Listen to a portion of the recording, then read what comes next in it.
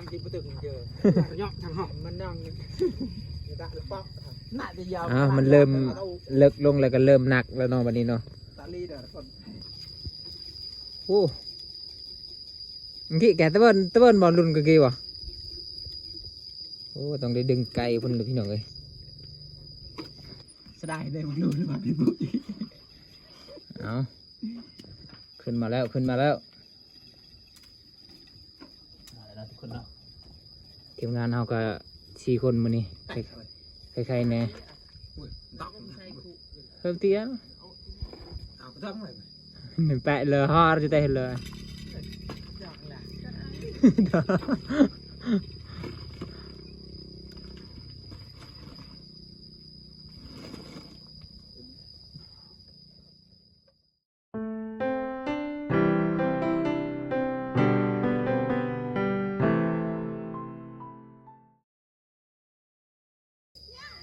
เอาสบายดีพี่น้องเนาะมื้อนี้ก็มาเวียกอีกเวียกหนึ่งเนาะมื้อนี้ก็มาขุดน้ำสร้างเพราะว่าทั้งนี้ก็ยังบ่มีน้ำอาบแล้วก็น้ำใสอยู่เนาะก็เลยพากันขุดตอนนี้ก็ทางเจ้าภาพขุดประมาณ4 เมตร 5 เมตรแล้วแต่ยังบ่ฮอดน้ำเนาะขุดจนกว่าจะฮอดน้ำพุ่นแหละบ่ฮู้ว่าเลิกซ้ำใดเนาะพุ่นกำลังขุดดมก็มีหินอยู่ทีมงานเฮากะทีมงานกะประมาณ3 คน4 คนเบิ่งซื่อเนาะทางพุ่นก็แม่นมือขวาของเจ้าภาพเพิ่นอยู่ลุมพุ่นเนาะนี่เนาะผู้อยู่ดาราใส่ขอดไผ่เนาะหัวหน้าคุมงานหัวหน้าคุมงานเด้อพุ่นเลยใส่เนาะอยู่ดาราใส่แล้วก็มียังสลิงวะสบายหิวขึ้นเนาะสบายดึงอันนั้นดึงขี้ดินขึ้นเนาะบ่มีตัวนี้เลยมันนักมันพืชเลยดึงขึ้นบ่ได้อันนี้สบายนี่เขาเจ้าซื้อมา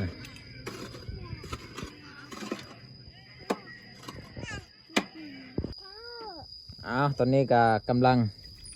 เอาขุลงไปเพราะว่าขี้ดินหลายแล้วอยู่ลุมพุ่นขุดหลายแล้วพุ่น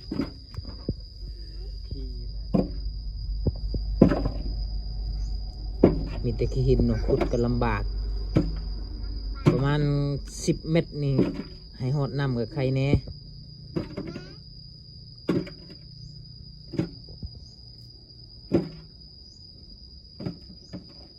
เต็มเลยบ่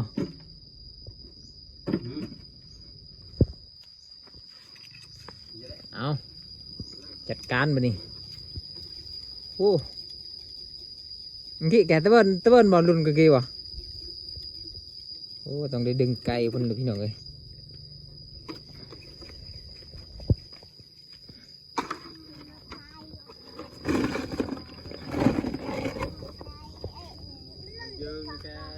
dương nuôi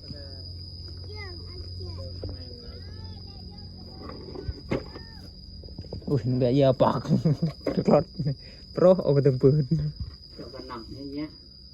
cái nặng cái bệt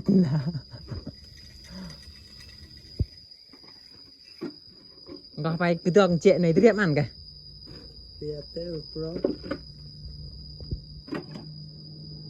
Giao cái răng chợ begini dia tak ngomong. Dia tak dak ban biang luang gitu.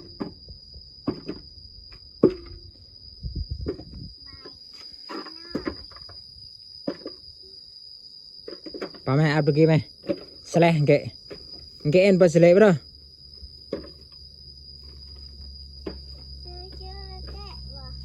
Chưa cái ven là seleh.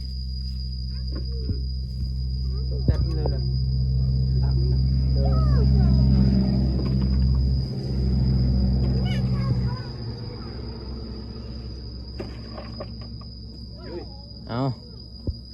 rọp 2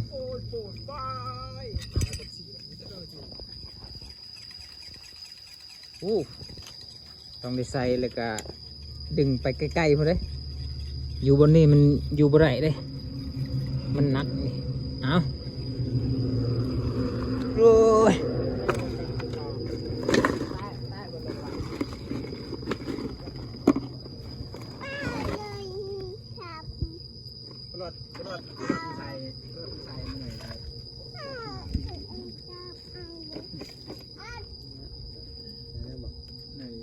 เอาสองขุผ่านไป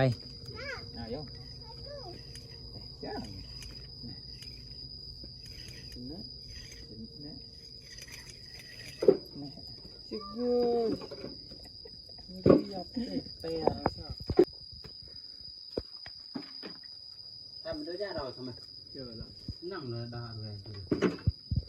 ไม่ถูกเลย อ้าวตอนนี้ทีมงานเฮามีโศกเศร้าไปแน่เนาะเมื่อย đi sky sky sky cái ăn cái lá nhọc lột bên lìa ông cái ghế trà lọc đào lăng nhọc cái đấy là bạch lăng nhọc à เลิกพอสมควรเลยท่านพี่น้อง trong đất lăng nhọc tem lên là ซอกจะสนองเลยเลยเอียนเลยไอ้ นี่เจอผม thì mấy chỗ tem rất là hay เดี๋ยวมันซอกดิเบิร์ดเนี้ยเงินเกิด để riệp thì ปลาไม่กระเท่าไหม sao mấy rồi họ lại ใจเอ้ยเตือกแร่ตึง như là tơ lời sài đây một luôn mà bị bụi เอาขึ้นมาแล้วขึ้นมาแล้ว แล้วทุกคนเนาะ ทีมงานเฮาก็4 คนมื้อนี้ใครๆแน่ đọc เพิ่มเตี้ยน áo dâm này หนึ่งแปะเลยฮอดจะได้เลย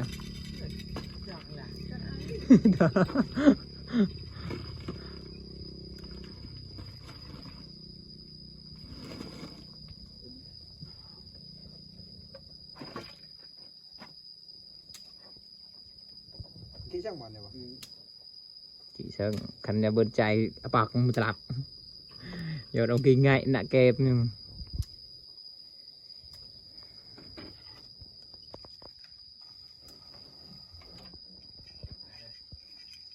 này nó bẹp đắt lên อย่าแสลงนี่คลิปวิธีจะขุมาเลย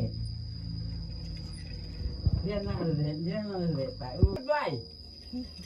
chắc là cái này อ่ะ มันแบบ เอาเลย อุ้ยกันในตึกกัน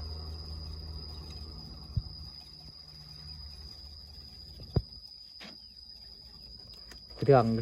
hot cho tay lớn à chủ nó có จับโดนอากาศเลย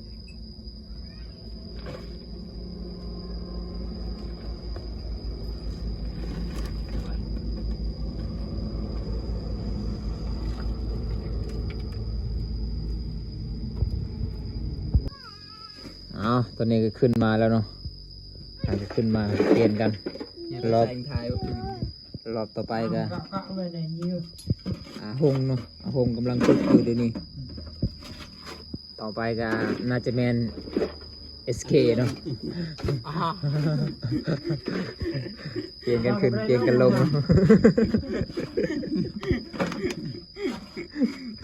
หมวกเหลืองหง ฮะมันจะเอาพื้น อาหาร เบิ้งนี่ขุดขี้ดินแข็งดิ ไหล พอตกขึ้นมาครึ่งชั้นครึ่งหยา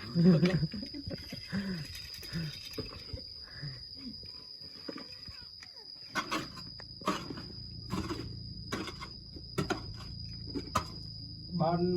อลเละตะลีวะก่อนนี่ป่ะ ghê đạo vậy ăn đừng bị บักซาเล่ละในสร้างยุทธตาเนี่ยบ้าเนี่ยครับ ăn mực cái đây cây mặt ต้นกี่แจ๊กเอี้ยนครับ nặng cái mi sưng rua cái mà ta แจ็คเขาวาดดาวโดยเฉพาะรักเออ ห ขวานสะบัดเหมือนแม่หมอจับห้องแล้วใจ ตัวเมียเบิร์นเนี่ยแพง นี่ใคร Tinang may manasak siya. Ano na kahuar lagi. Ang bil nak kahuar จะ gitu. ให้พี่กี่คือ แต่ว่าอะไรกันกี่เป่าลมเนี่ยชอบแกล้งเลยนะครับ Diba? ชอบตามดาวอีเลยนะตามดาวกลืยเนี่ยดาวกลืยกี่ยันชอบจุ๊บ้าเลย ดู เป่า แอบแย่งถักเงินเขาหน่อย อ้าวซะแยงตอนนี้อาหงกำลังเจอทองเลยมั้งล่ะ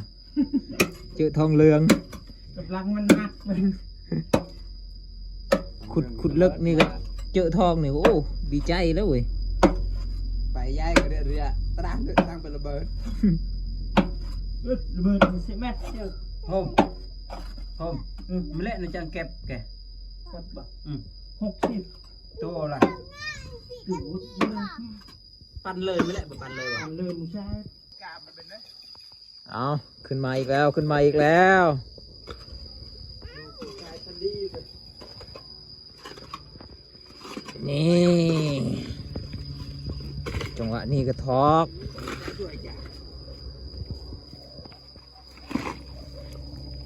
โขกวงในนั่นแหละ 10 เม็ดหรือว่า15 เม็ดประมาณนี้แหละน่าจะหอดน้ำเดี๋ยวนี้หากาประมาณ5 เม็ด5 เม็ดปลายนี่แหละ Trời. เอาบอกเตี้ย Teman. Đây, mau đi.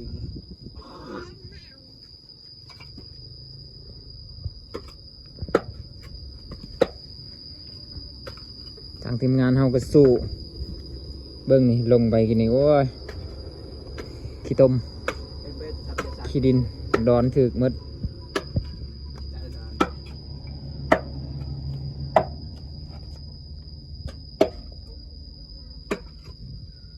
แต่บ่ต้องย่านเพราะว่าทีมงานเฮาเคยประสบการณ์ขุดน้ำสร้างมาแล้วพี่น้อง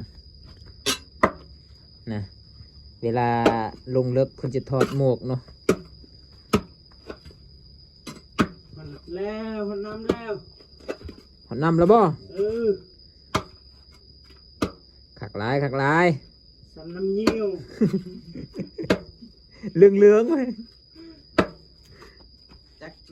năm ao thế phường, chắc năm tốt cái thân. Được. Năm tốt cái thân như mẹ xe đó. ฮันเป๊ะหนึ่งปลายกี่ล่ะแทงจักกี่ครับ ตรดจังเหรอ อ้าวนั่นนี่แต่มันกระแทกกี่นี่ใช่ไหม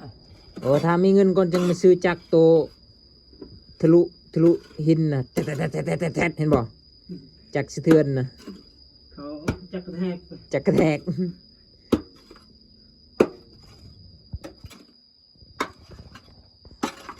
กะปิมึงว่าไว้ละ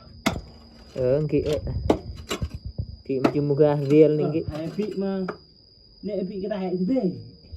thứ nọ hay kỹ không làm hay thì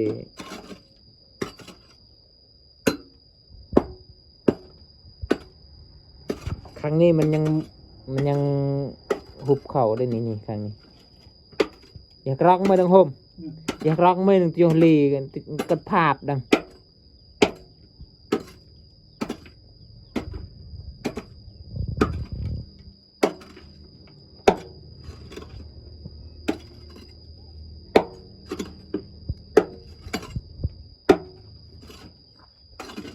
มันมีแต่หินเลยมันขุดยากไอ้ลีพี่น้องเอ้ยก็เลยสาในหนึ่งเนาะปกติขุดมือหนึ่งจะได้เม็ดปลายเนาะหรือว่า2 เม็ดก็มีอันนี้โอ้มือหนึ่งนี่ได้เม็ดหนึ่งนี่ก็พอแห้งแล้วมันหอดหินเลยดิหินเน่าหินบูดนี่ Ben nè sập giờ lại ben หินมาเบิร์นหินเน่า เอ้ามันเน่าเด้มั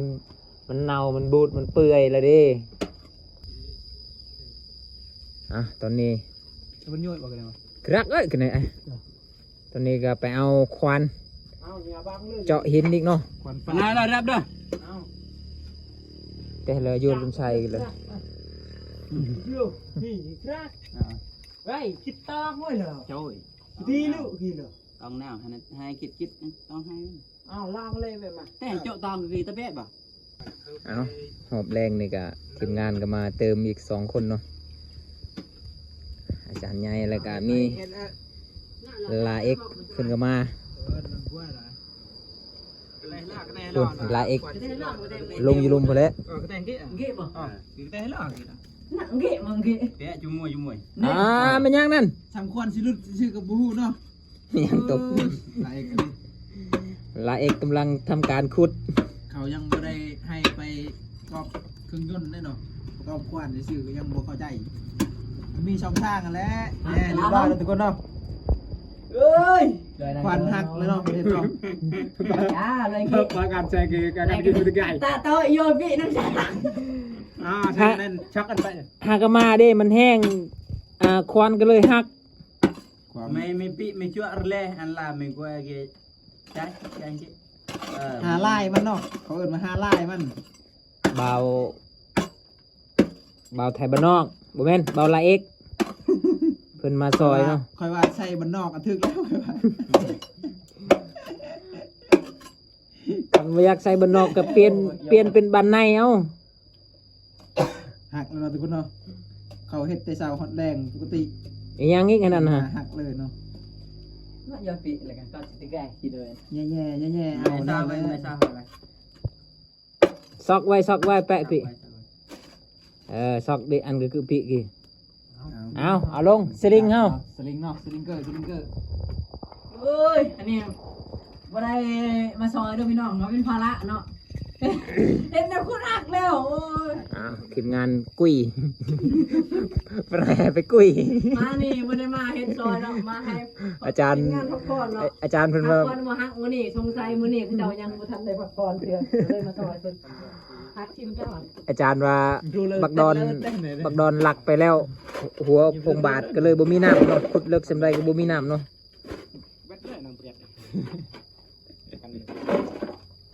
เบ็ดเลย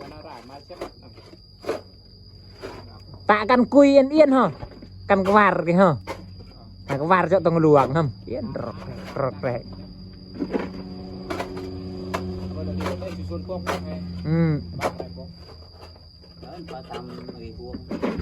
เอาตอนนี้เบาลาเอกกำลังตักขี้ดินอยู่ คนคือจีขึ้นมาแล้วเนาะ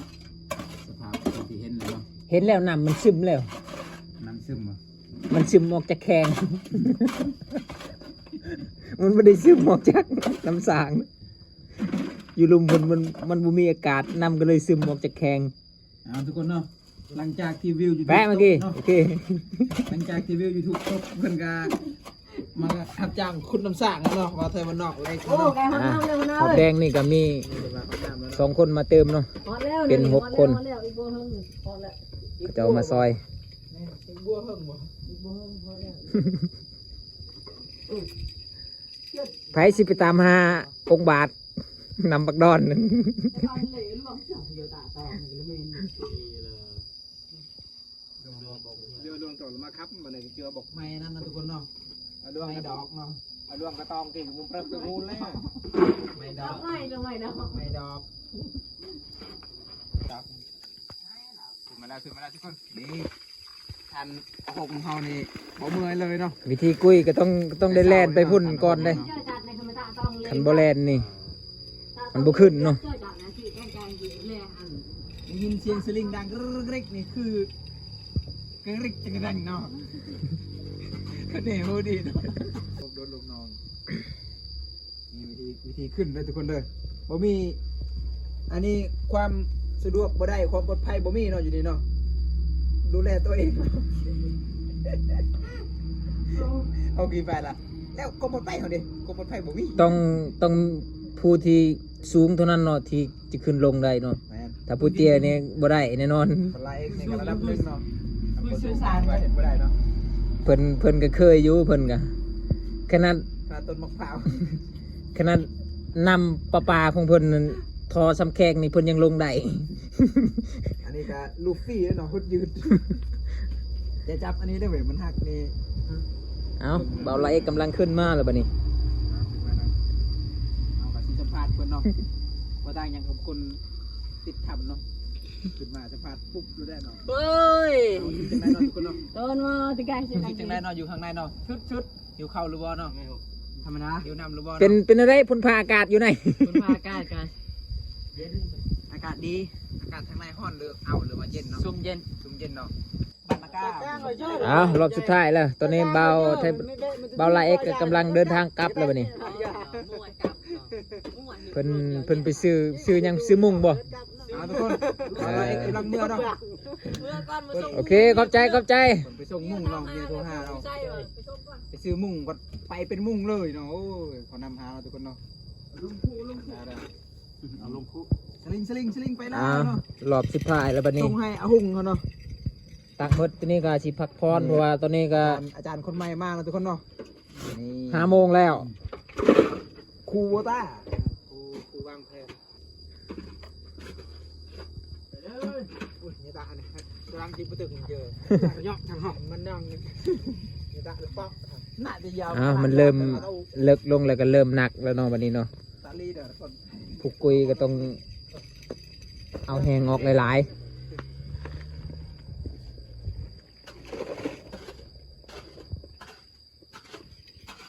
ยีลุมก็ทันหุ่งเนาะตักหมดแล้วก็พักพรเลยบัดนี้อ้าวหอดโมงหอดยามพักพรแล้วพากันกลับแล้วบัดนี้แหละ เดินไปประมาณ10 เมตร 12 เมตร ป้าจอนป้างานเจอปั๊บแล้วในอาจจะเราทำเจอปั๊บไปถึงตะวันดาวเมียนะ อาจารย์เพิ่นแนะนำให้ขุดบนคุมบ่มเนาะเอาโอเคพี่น้องเอ้ยสำเร็จสำหรับมื้อนี้เนาะมื้ออื่นก็ว่ากันไหมมื้อนี้ก็ถือว่าสำเร็จไปหน่อยหนึงโอเคเนาะเจอกันในคลิปหน้าพี่น้อง